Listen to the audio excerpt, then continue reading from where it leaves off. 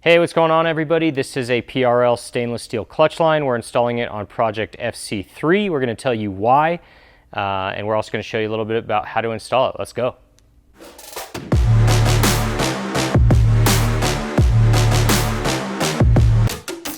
What's up guys, it's JP from Edge Autosport.com. Thanks for tuning in. Like I said, we have the PRL stainless steel clutch line with me here. Super simple part, super inexpensive.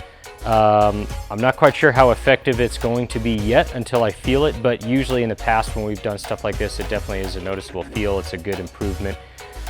In this case, this is a clutch line, so we're replacing the rubber section of hosing in the clutch line with this stainless steel line. The reason why you'd want to do that is anytime you have a fluid transferring through a rubber line, the rubber is flexible and fluid is not, you can't compress a fluid. So that's why they use the fluid in the line. So as the pressure is put down on the clutch pedal, the fluid transfers through the line and applies the pressure to the pressure plate, releasing the clutch off of the transmission basically, or off of the engine, or off of both actually. So when you press in the clutch, if you have a rubber line, the rubber expands and some of that pressure is lost. Normally on a stock clutch, it doesn't really matter. It doesn't require a whole lot of pedal effort to get the clutch out, off of the pressure plate and off the flywheel, but we have a spec Stage 3 Plus clutch. It does require more pedal effort, and we've actually experienced a little tiny bit of stickiness at the higher RPM range, where when you press in the clutch, it seems to not want to fully take it off as much as it should. It is such a minor, a minor issue, but it's noticeable. And I think it might be because of that rubber hose. So we're gonna replace it and see if we can experience any improvement in that. So it's a super simple install. You need the line, you need new brake fluid, the clutch cylinder and the clutch lines. They all share the same fluid as the brakes, so you're gonna need brake fluid. We have some Honda DOT3, Honda genuine fluid that we're gonna use. So just really those two parts and some basic tools, and that allows you to get going. So we're gonna get going ourselves. You start by taking off the intake, and then it just clears the area right underneath the intake to access the line. So that's what we're gonna do. Let's get going.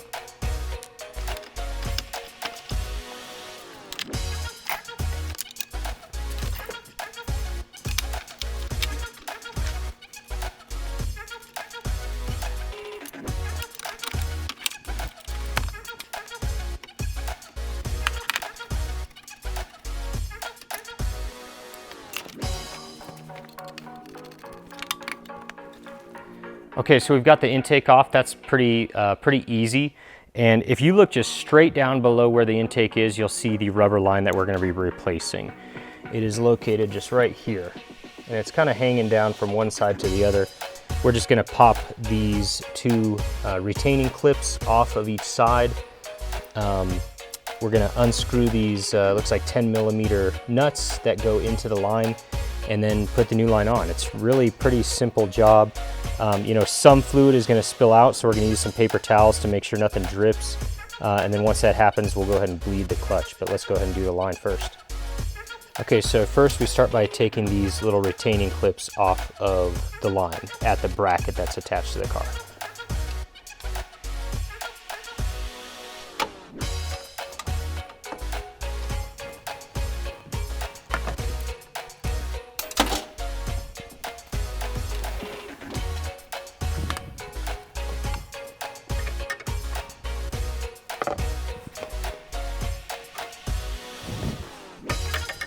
Okay, so after you get the brackets off, you're just gonna take these two 10mm nuts on each side and loosen those. This is when the fluid will start coming out once these are fully off, so you wanna make sure to put a paper towel there as soon as it starts to leak out of there.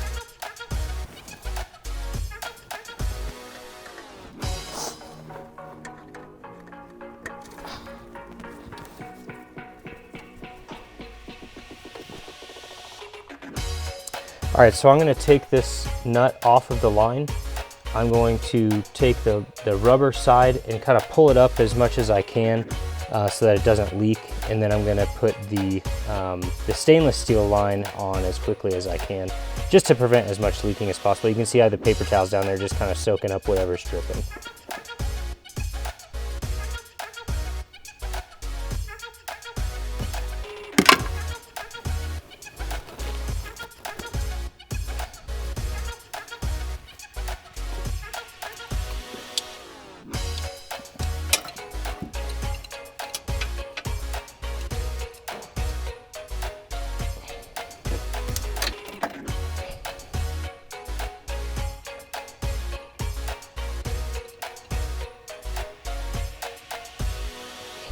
Okay, now just do the other side. And then hand tighten them as much as you can before you put the brackets back on,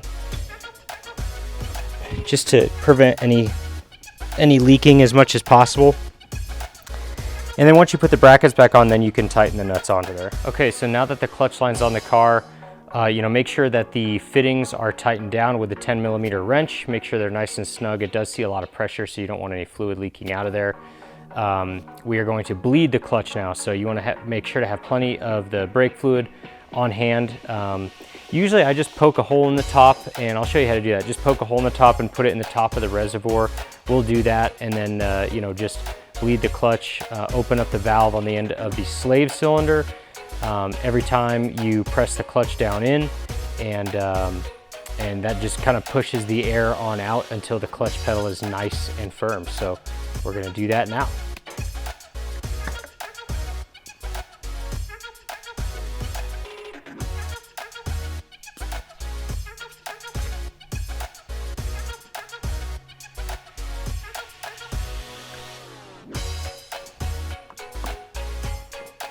So this is definitely going to be a two-person job. You do need somebody in the car pressing the clutch pedal while you bleed the valve at the slave cylinder. So get a buddy, get a friend, and have them press the clutch pedal as you tell them.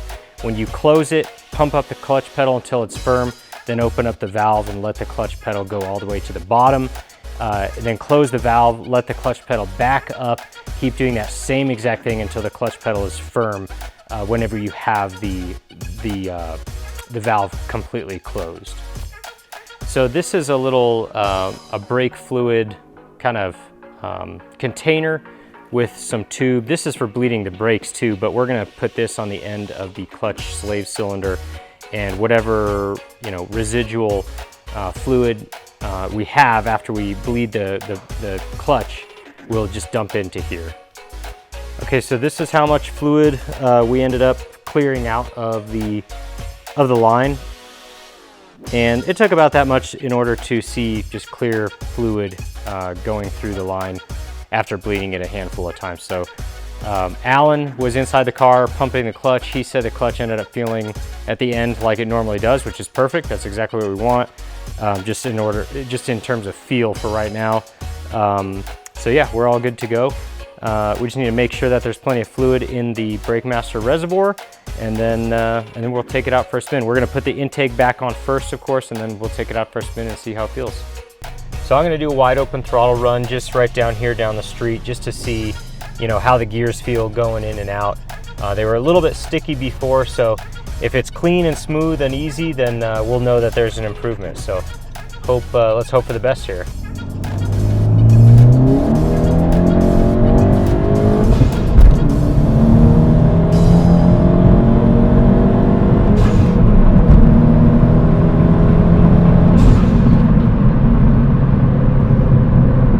Well, it still feels a little bit sticky.